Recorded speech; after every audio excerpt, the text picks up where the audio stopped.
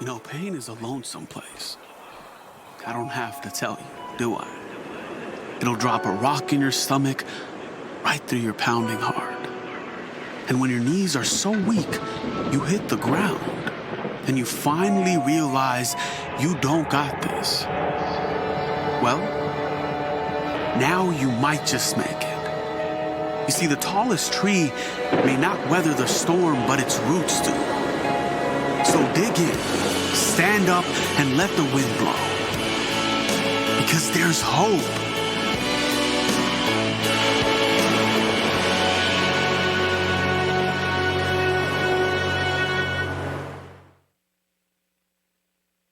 You guys.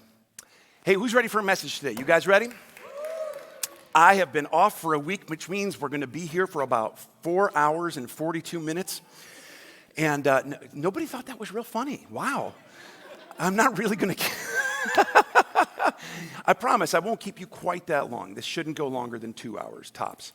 So I'm excited to be preaching today and to be back in this series that we're in the middle of called I See You, where we're talking about some of the things that maybe the church struggles to talk about a little bit and that it's not always the easiest to talk about. And we've been talking about depression and anxiety and grief and all of that kind of stuff. And we've got even more to come. We're going to talk about that just a little bit later on in the service.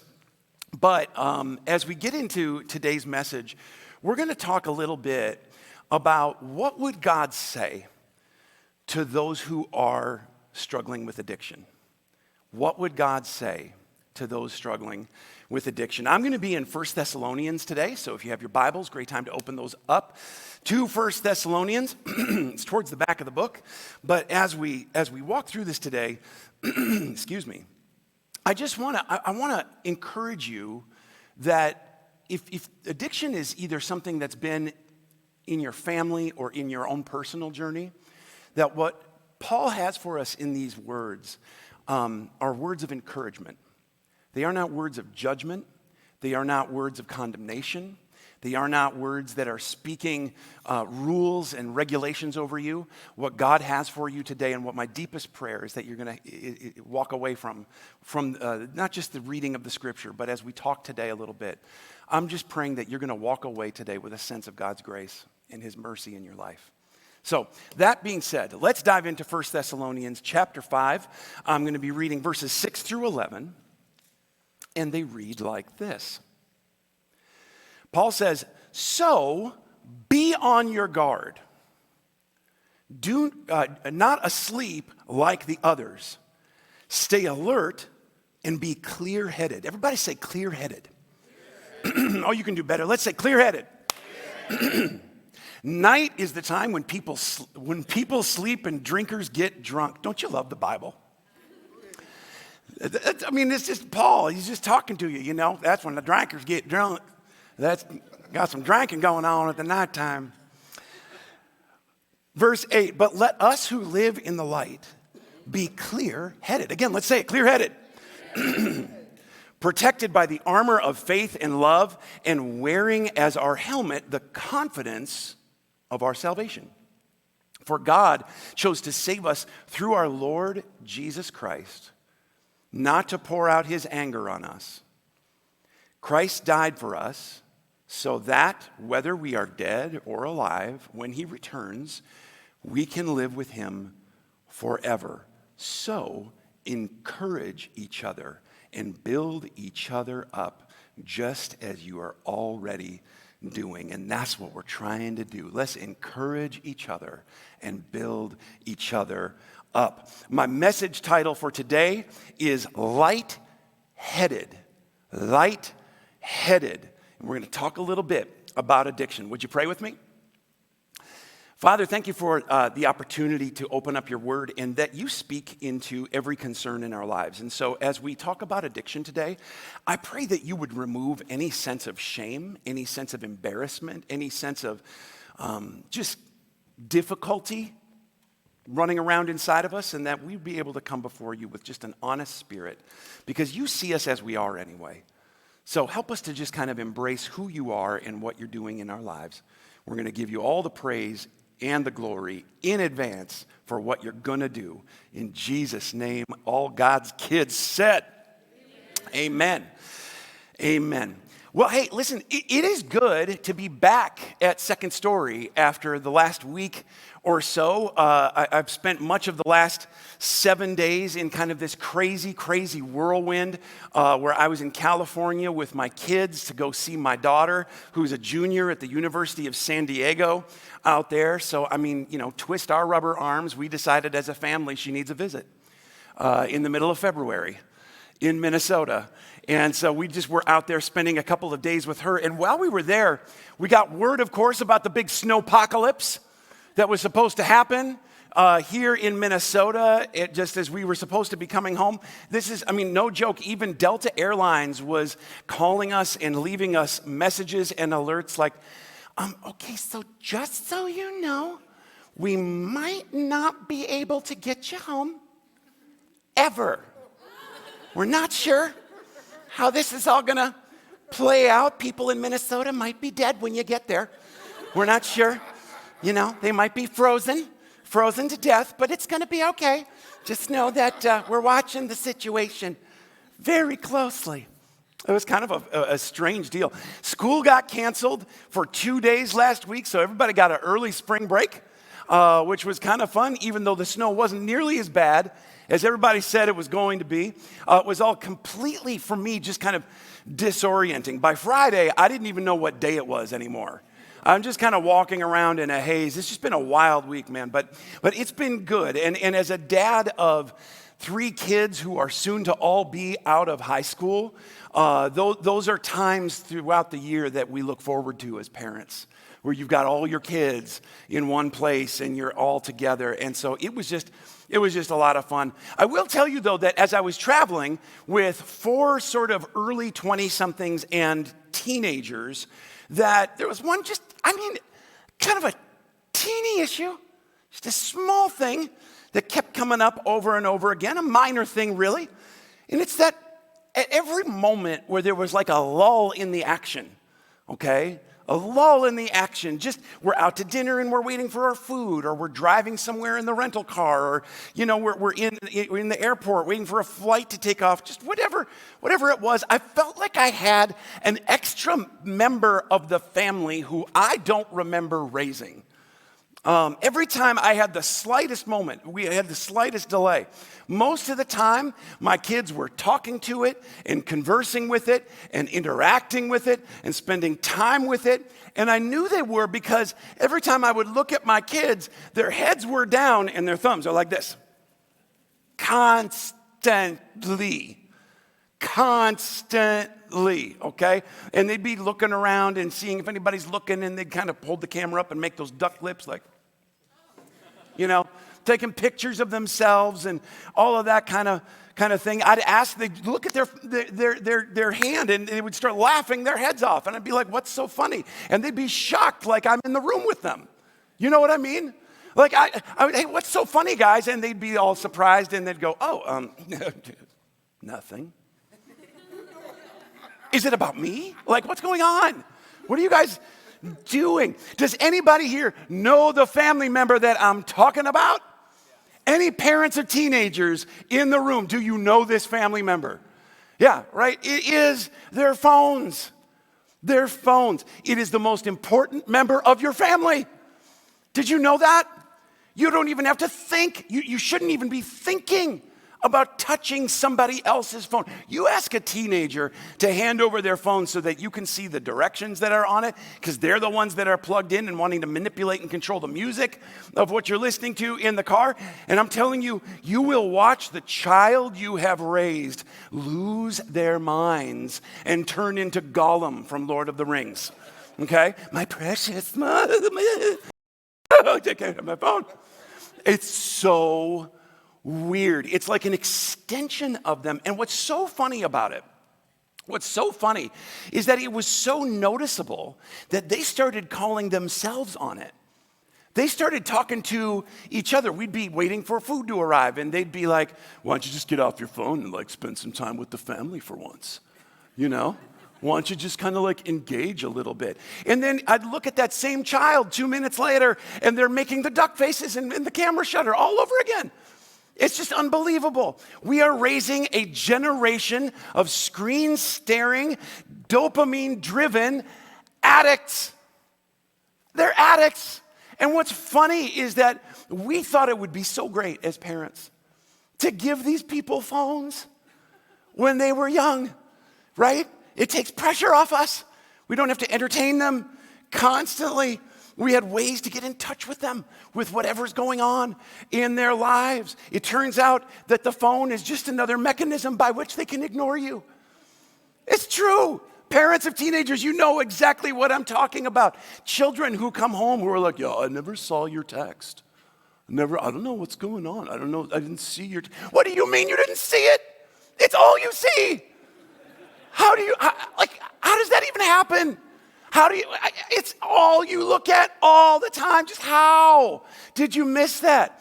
The possessiveness over it and control of it inspires founding fathers level debates about human rights inside of a household. The battery dropping below 10% constitutes emergency room levels courses of action, right? We are raising a generation of addicts. And the reason I know that is that I was thinking about this while I was Googling it on my phone and talking to my kids at the same time while we were traveling. We are in the middle of this series called I See You, in which we're talking about some issues that it's sometimes hard to talk about this stuff in the church. And today we're asking the question of what would God say to those who are struggling or who have struggled with addiction. And just right out of the gate, I want to throw something out there for you, and maybe you'll agree with this and maybe you won't. And that's okay. I'm just going to throw it out there and you can decide what you think of it. But this is my perception. I think that we live in a day and age and a time where it is more socially acceptable and publicly permissible to struggle with addictions that we don't call addictions than it ever has been in our history. I'm going to say it again. That I think it's more socially acceptable and publicly permissible for people to struggle with addictions that we don't call addictions than it ever has been in our history. My friends, I do not care if it is phones or alcohol or gambling. By the way, have you noticed the uptick in commercials for sports gambling in the middle of sports on TV? Have you noticed that? Information can be an addiction, which, by the way, is the reason 24-hour news channels exist. Success, or at least the appearance of success, can be an addiction, which, hello, Instagram. That's the reason we have that. Prescription drugs from pharmaceutical companies who are way more motivated by profits than they are by your well-being. I don't care what your drug of choice is. We live in a day and in a time where it's more socially acceptable and publicly permissible to struggle with addiction than we ever have. To the point that most people, if we're honest, most people have lost any level of critical thinking skills around this stuff. Most people. And the younger you go, the worse it is. Listen, honestly, heck, some of us, we couldn't get home today from church if it weren't for our phones, right? Some of us, yeah. And listen, phones are one thing. I'm picking on phones because it touches all of us, and sometimes it's kind of comical how obsessive compulsive we get about our phones and all the social media spaces that come with them. I'm just saying, I want you to think about this for a second. Just think about this. If you could rewind the tape of the last 30 years, get to the end of the last 30 years, and you could go back and tell your parents and your grandparents that we now live in a world where marijuana both is and people think it should be legal in multiple forms, where porn is readily available at the click of a button and it's a socially acceptable thing, and we've replaced smoking cigarettes with vaping, which, by the way, isn't even regulated by the FDA. We've got no clue what is in this stuff, okay? How do you think that your parents and grandparents of 30 years ago would have responded to those statements. It'd probably be pretty foreign and like inconceivable to them, don't you think? I think it would have been. And yet, here we are. This is the world that we live in. And listen, I share all of this with you because, listen, here's the thing. I think that for a lot of us, when we're thinking about addiction or we're thinking about addicts, okay, when I just say that word, I think that the image for most of us that we come up with is we come up with images of doing hard drugs, or we come up with images of people who are not us. I mean, nobody in here struggle. It's just, not us. Other people are like plugged full of needles and living a life of crime. I think for a lot of us, that's the case. And here's what I'm trying to suggest to you, that you do not have to be cooking meth to be an addict, okay? You just don't. Addiction is real, my friends, and I don't care how socially acceptable it is, it never, ever leads us to a healthier or a better life. Addiction doesn't get enough attention in the church. Because dealing with addiction, it's messy and it's complicated and it's layered and it's difficult. And when you get into addiction issues and you start talking about addiction, people get upset. People feel like you are in their business. So it's not really something that we've dabbled in too much as a church. And yet the Apostle Paul writes the Thessalonians telling them, listen, be on your guard. Not asleep like the others. Stay alert. Stay clear-headed. You've got to stay clear-headed. Let us who live in the light be clear-headed, protected by the armor of faith and love, and wearing as our helmet the confidence of our salvation. Listen, Paul isn't saying this to a bunch of churchy goody-goodies whose biggest problem is they just love Jesus too much. Okay? That's not who he's talking to. Paul is saying this to real people who are struggling to live in balance with some real things. And he was saying this to people in the church. In the church. This wasn't something where Paul's looking outside the church and saying, okay, we're all okay. Okay, but now let's talk about those nasty people out there. All those addicted people who aren't clear-headed, they're asleep at the wheel. Let's just talk about, that's not what's going on here. He's talking to people in the church about stuff that's happening in the church among people who love Jesus, but who are living like they love other things more. And it's not the only time that Paul's had to have this conversation with people in the church. I'm just telling you, read the book of Romans sometime. Read 1 Corinthians. Oh my goodness, 1 Corinthians. You read through the book of 1 Corinthians, just take it chapter by chapter, and you will walk away being like, what the heck is going on with these people in the church in Corinth? And the reason this is so important is because, listen, if you're here today, or if you're listening to this message online about addiction, and addiction has been a part of your story, or it's been a part of your family's story, maybe it currently is a part of your story, then can I just reassure you that, number one, you're not alone. You are not alone in this, and that there really is hope, that God has a lot of compassion and a lot of mercy and a lot of grace for all of us. And I think sometimes we're so scared of what God would say to us in the middle of these kinds of struggles. We get so kind of clinched up about that. But here's the deal. I also think that those same insecurities that keep us from surrendering our addictions and our personal struggles to Jesus, I think those are the same things that are whispering constantly to us that we can't trust God with them. They are. And I just want you to know that it's not true. It's a lie.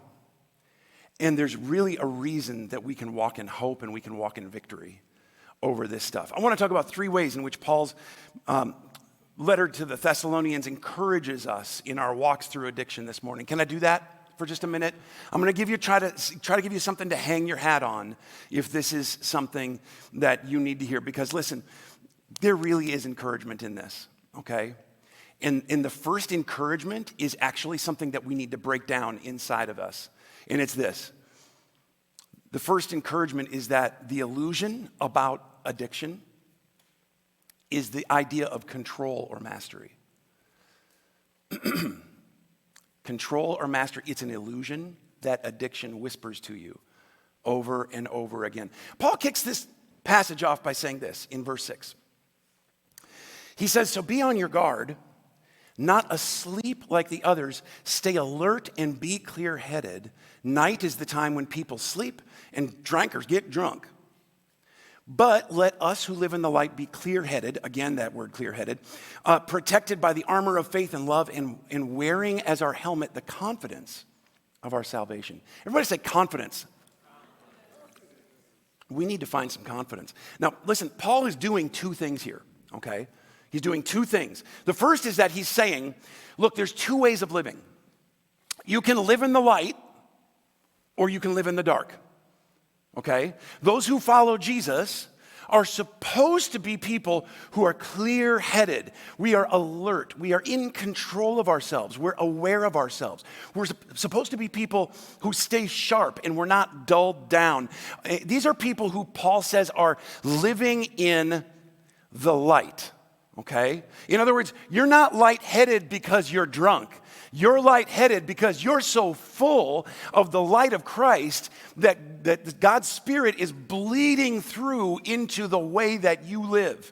Okay? You don't just come to church on Sunday. You live like you're walking in the presence of God every single day of the week. You're not asleep at the wheel. You're maintaining control over your decisions. You're alert. Why? Because the light of Christ dwells in you, the Bible says, and he illuminates our paths and makes them straight while we're walking them out. He uses that word clear-headed twice in this passage, meaning that there's something important about the idea of me staying in charge of my faculties. There's something I'm responsible for. There's something I've got to deliver on. There's something that I've got to maintain within me. There's an equilibrium that I need to live in with the world around me, and a clarity I need to have in all the things that I'm doing, through all things, and in all circumstances. I can live the life I'm called and created to live because the light of Christ is in me. That's living in the light. That's living in the light. But Paul says you can also live in the darkness. Night is the time, he says, when people sleep and drink. And by the way, you can insert whatever issue or addiction issue that you want there, okay? Night is the time that people fill in the blank. Paul isn't just saying that nothing good happens after midnight, just so you know. That's not what he's saying, okay? He's saying that substances and, yes, addictions bring with them a level of darkness that cloud your judgment and rob you of clarity. They rob you of clarity. Have you ever noticed that if you went to bed worrying about something, you get up in the middle of the night, that's way worse at night than it is during the day? You ever notice that? That your problems are way worse at 3 a.m. than they were at 3 p.m., even though nothing's changed? It's kind of an amazing thing. The thing that's robbing you of the rest that you should be getting in that situation and the confidence that you should be resting in is something that comes with darkness. You're just not as clear in the dark as you are during the day. Well, what is it that we're not clear in? What is it we're not confident in, Seth? I'll tell you. Paul says it's simple. You're not clear about salvation. What? What do you mean I'm not clear about salvation? I'm a Christian. I've given my life to Christ. I know I'm going to heaven someday. I get it. I understand. Paul says that's not the kind of salvation I'm talking about. I'm not talking about the kind of salvation that gets you into heaven. I'm talking about the kind of salvation that gets heaven into you. You're not clear about it, okay? I'm not talking about the kind of confidence that you have that you're going to die and be with Jesus and all that kind of stuff. I'm talking about the kind of confidence you need to walk in and day out in every circumstance that you're living in today. My salvation comes from God. That's the kind of lightheaded that Paul says we should be. Put on the confidence of the helmet of salvation. He's saying the reason that you're turning to stuff that you shouldn't be is because you're not confident that God's going to get you through it. So instead of maintaining a confidence in the fact that God is with you and for you and that you're walking in the light and you've got this underneath you, you're trying this to control and manipulate and medicate and seek out the approval of and escape and put your confidence in something else over and over again. And listen, here's the sneaky part of it, okay? When we take our confidence out of God and we're constantly putting it in other places, right? Who are we trusting to deliver us from whatever we're wanting to be delivered from? Ourselves. It's ourselves. Notice how Paul says, you don't need salvation. That's not what he says. You already have that. What you need is more confidence in your salvation. You need to trust that Jesus is with you in all the things that you're facing. That's the seed of addiction, is that lack of confidence. Thinking that you're in control of things, and watch this, you are the master of things that you just aren't. You're just not. So the question remains then, why do people, not just mine, then freak out when you take away their phones? You touch somebody's phone, you could try it right now if you want to cause a fight. But when you touch somebody's phone, why is it that we see like a whole tantrum from people about, you don't have any right to touch my phone, this is my phone, I paid for my phone is mine, free and clear, and I have rights. Why are people so attached to it? Because their confidence is in all the affirmations that come in it. That's why. Why do alcoholics freak out when you suggest they have a problem with alcohol? Because you're suggesting that they're out of control with something that they think that they're in control of, which means that they have made the decision that, look, you don't get to decide how I am medicating my anxiety and my insecurity. Why do gambling addicts always think that they're one bet away from finally getting back to even? Why? Because we think we're in control. You think it's control, it's mastery. Listen, nobody ever says to themselves, hey, my life is going so great. I mean, things are so good that I think what I'm going to do today is I'm getting up and getting going for the day. Here's what I'm going to do. I'm going to go screw it up. I think I'm going to go mess it all up. Nobody says that, do they? Nobody says that. Nobody ever says, you know what? My marriage is going so great and my kids are so awesome. I think I'm going to go become a crystal meth addict so I can lose my family and all my money.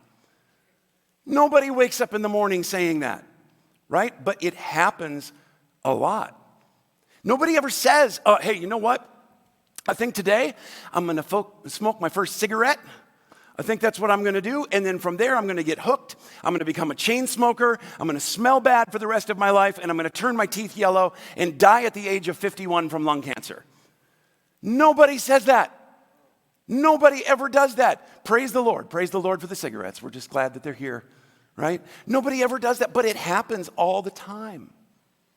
Nobody ever says, I think I'm going to go get hooked on alcohol and become an alcoholic so that when my children grow up, they can go to counseling and talk about how I was never really present and I always had a drink in my hand. No, nobody plans for that. But it happens all the time. I'm telling you, you can, with the power of God, you can beat your addiction. You can. And I know that because I've seen it in over 20 years of ministry. Paul says that it is a confidence issue about what you're going to make the master of your life. What are you going to make your master in your life? We need to be people who are constantly learning to make Jesus our master. Not our brokenness, not substances, not insecurity, not escapes, and not our anxiety. So we have to constantly be asking ourselves and being aware of ourselves, what is mastering me? What is mastering me? Listen, when people come and talk to you, do your family and friends say that you have a problem? If they do, you're likely mastered and not by Jesus. So are you mastered? Well, do you continue to do it even though you're hurting people, including yourself? If you do, you are likely mastered and not by Jesus. So are you mastered? Do you arrange your schedule around it? Whatever it is. If you do, you've likely got a problem. Are you mastered? I mean, can you go a week without it? If you can't, you might be mastered. Are you trying to keep it a secret? You might be mastered. What has mastered you? The question is, what do you have confidence in? Where is your confidence? You can beat this thing, but the changed behavior, guys, it's got to come from a change in thinking that goes along with it. That's why fighting addiction is hard. It's real hard. Because addiction, what it does is it messes up the neural pathways in our mind that think a certain way about what our confidence is in. This is why people struggling with addiction, God, church, I'm just telling you, people struggling with this, they deserve our compassion, not our judgment. Okay? This is a battle on so many levels. And here's how we fight it. Are you ready for this? Paul's got some words for us. Number 2, addiction isn't defeated in strength. It's defeated in weakness and surrender. It's defeated in weakness and surrender. Paul says it's about confidence that comes from having a head full of light, okay? Head full of light. Addiction will always try to trick you into thinking you can control it and you can trust your mastery over it no matter what's going on. Paul says, nope. The way to defeat addiction is to get your confidence out of yourself and put it into God. Okay? How do we do that? Paul explains, verse 9. For God chose to save us through our Lord Jesus Christ, not to pour out his anger on us. Who chose to save us? God did. God's the one that made the choice. Did he do it because he's ticked off at you? No, he did not. Okay, the Bible actually says that God so loved the world. He loved the world that he sent his son. God's choice, God's mercy, God's light, God's salvation. Elsewhere, Paul is struggling with some issues in his life on his own, and he tells the Christians in the city of Corinth, he says, listen, 3 times I begged the Lord to take this away from me. Anybody who's fought addiction knows that it's not like a one and done thing. Paul says 3 times I struggled with something and I begged the Lord to take it away. Each time he said, watch this, my grace is all you need. My power works best in weakness. So now I'm glad to boast about my weaknesses so that the power of Christ can work through me. That's why I take pleasure in my weaknesses and in the insults, hardships, persecutions, and troubles that I suffer in Christ. He says, when I am weak, then I am strong.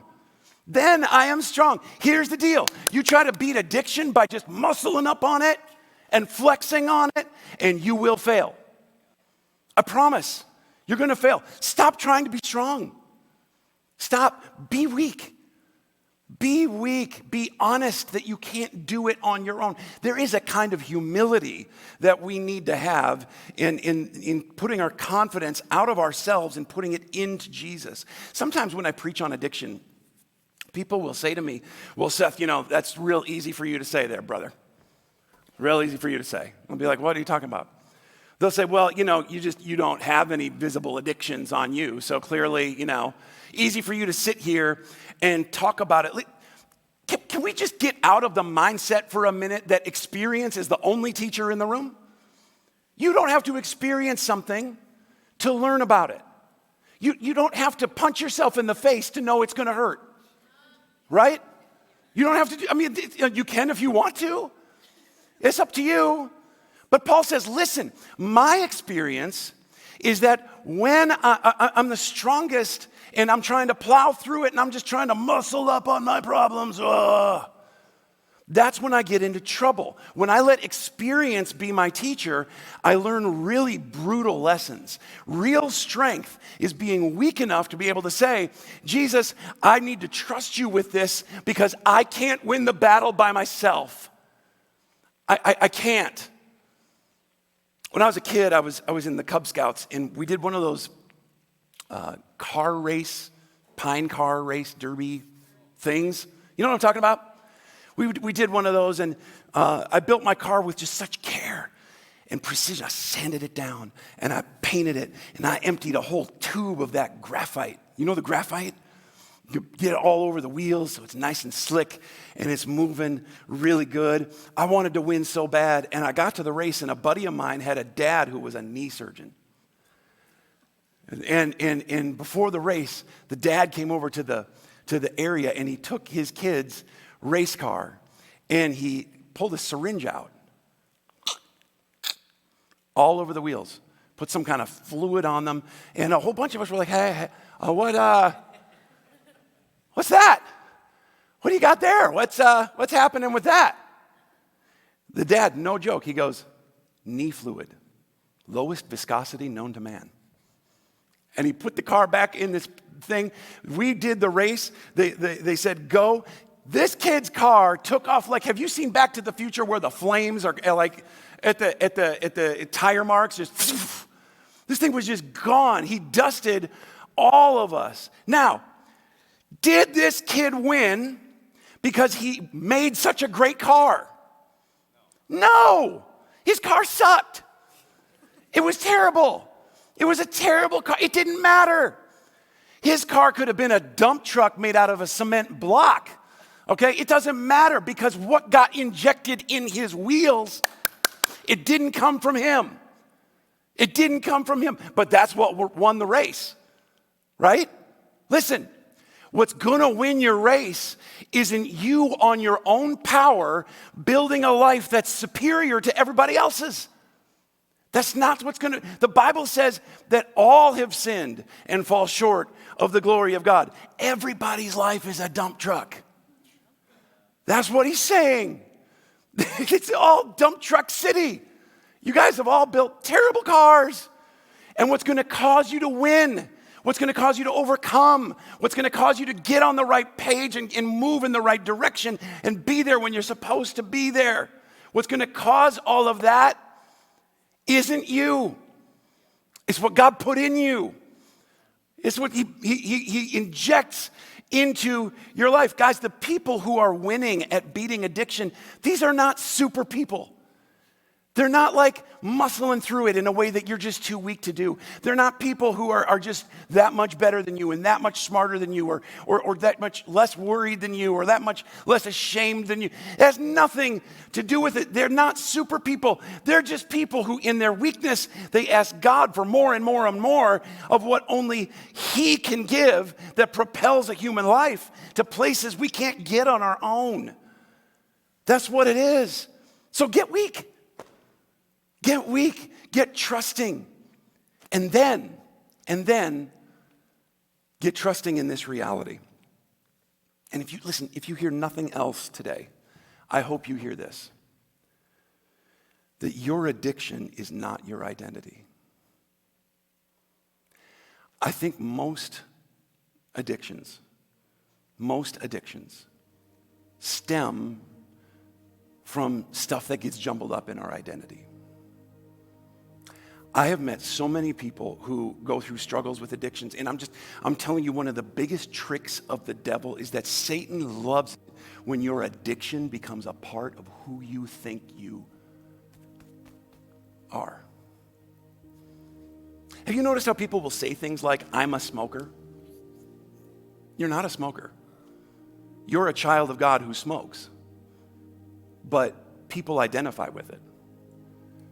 People will say, I'm a user, I'm an addict, I'm a drinker, okay, whatever it is. Your enemy who wants to steal, kill, and destroy your life, he loves to get you to put your identity around this thing. He wants to personalize it and internalize your addiction. I am a whatever it is. And I'm telling you that when that happens and you try to quit but you fail, you become increasingly hopeless. And any threat to your addiction becomes a threat to you. Why? Because you've personalized it. You've turned it into a part of your identity. It very quickly, when someone comes to you and is like, hey, I think you might have a problem with that, our response very quickly becomes, no, I don't. No, I don't. No, I don't. That's who I am. And all of a sudden, that person who, by the way, really loves you, in your mind, they become the enemy. They do. Because they are threatening your friend, the drink. They are threatening your friend, the substance. They're threatening your friend, whatever it is. And so we get real defensive around it. And then you get even more into it, and you lose your friends, and you lose your money, and you lose your health, and you lose your family, and that further wounds you. And now this downward spiral is just going, and you feel even worse about yourself. So finally, you ease the pain by doing what? Getting your next fix. And the whole time, the very thing that you're enjoying, the hit, the fix, the relief, whatever it is taking you out a day at a time. I love the way Paul ends this passage to the Thessalonians. He says in verse 10 that Christ died for us so that whether we're dead or we're alive, when he returns, we can live with him forever. So encourage each other and build each other up. Everybody, just say that out loud. Encourage each other. Let's say it louder. Encourage each other. Come on, church, that's what we do here. That is what we do here, okay? We build each other up. Paul is making this statement, and he's just assuming. He says that's what churches do. Like, that's what we're doing together, okay? My assumption is that if you're addicted, my assumption is that if you've been living in the dark, my assumption is that if you've been struggling with this, my assumption is that if you're hurting about something, Paul just puts it right out there, that if you're working through all this stuff, that being in a church that really knows Jesus is the best place you can be. That's the best place you can be. All we are in the church is a bunch of people who need to come together every week to be reminded through worship and the word that the only thing in my life that I can really depend on is Jesus. And the better and more firmly I'm dependent on him, the more successful and fulfilled and blessed and happy and peaceful I'm going to be. It doesn't happen because of me. It happens in spite of me, right? It didn't happen because of our strength. It happened because of our surrender. Surrender means that we fast and we pray around it. It means that we give the Spirit and the Word of God authority in our decision making. Come on, somebody. Okay? It means that we stop trusting ourselves and thinking we can do everything on all of our own power, and we go get the help that we need. I don't care if it's a counselor, a program, a coach, a friend, a church service, whatever. I can't win my battles by myself. And that knowledge is my greatest superpower. But in the process of learning all that from Jesus, you know what I'm really learning? I'm learning that I am not what I do. I am not what I've done. I am not the sum and the total of the mistakes I've made in my life. I am a child of God. And I may have some struggles and I may have some problems, but Paul says elsewhere that nothing, and nothing in the Greek means nothing. Nothing now separates us from God's love. Not death or life or angels or demons, not our fears for today or our worries about tomorrow. Not even the powers of hell can separate you from God's love. No addiction can separate you from God's love. You're not too far gone. No amount of struggle, nothing you did last night is going to separate you from the love of God. Nothing you're going to do later this afternoon is going to separate you from the love of God. That's why we're called Second Story, okay? Because we are a community of people who believes that everybody gets as many chances as they need. We're a community of grace. Okay, we are a community of people who believes that we have a real God who walks with us through real stuff in the middle of our real lives. We're a church where we're going to encourage and we're going to build each other up in real time and in the middle of real garbage. We really do that. And we're not here to pretend some ultra successful version either of who we are or what a church is or what the gospel is. The gospel is only good news if you're willing to admit that you need some good news and you need help in the middle of your trouble.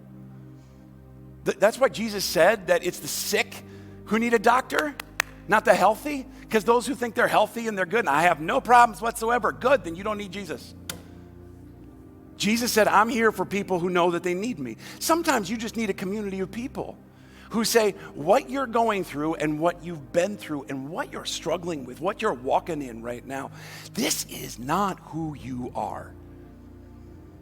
Stop mistaking your circumstances with your sense of self. You're created in the image of the Son, and our Father has taken us on a trip so that we can get our eyes off of ourself when he knows that what they need to be is on him. We can depend on him and not ourselves to get us home in the storm. Nobody's here to condemn you. Nobody's here to judge you. We're here to build each other up. So let's all of us stop walking around like teenagers who are glued to a screen. Get our eyes on him. We don't need to have our eyes constantly on where's my next hit, where's my next fix, where's the bottle, where's whatever it is. We don't need to have our eyes on some lesser version of ourselves. We're here to build each other up. That's what we do, church. God loves you so much, and he values you so much that every minute with his children is precious.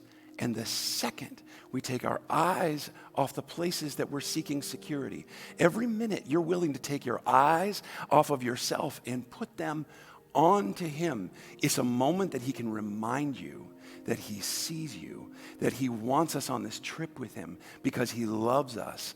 And who we are in him is bigger and better than anything you've ever been or could be hooked on.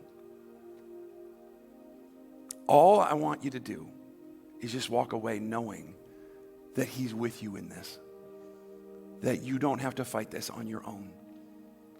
And as we close today, I just want to invite you to close your eyes and bow your heads with me right now.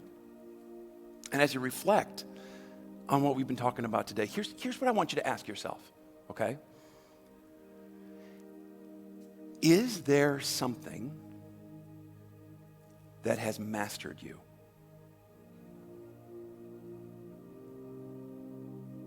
Come clean with it. Be real. We're going to confess this to God. We're going to let God, through the power of Jesus Christ, set us free. If there's something that has mastered you and you want to be free, I'm just going to ask you to take a step of faith and raise your hand right now. Yep. It's a lot of us. It's a lot of us. And even, I'm telling you right now, I know there's more than that. There's more than that. Lift them up. Be real with God in this moment. Father, what are you saying to each one of us right now about who we are and what it's time to let go of? We ask that you'd speak with clarity. Make us light-headed people. We ask in the name of Jesus that you would give us the power to can the excuses, that you'd give us the power to break the ties of addiction. God, that you would give us power through Jesus to let you fill that void in our lives that we're trying to fill on our own. God, we are weak and we are broken, but you inject us with your spirit and we run free and wild. So Jesus, would you be Lord over every area of our lives? Set your people free and help us come home safe in the storm. We pray these things in Jesus' name. In Jesus' name, amen and amen and amen. Can we say thank you to God for his word and for the blessing that he's given to us to be able to share it with each other? Is that not amazing? That God has given us a hope that we can cling to every week? That's awesome. That is awesome.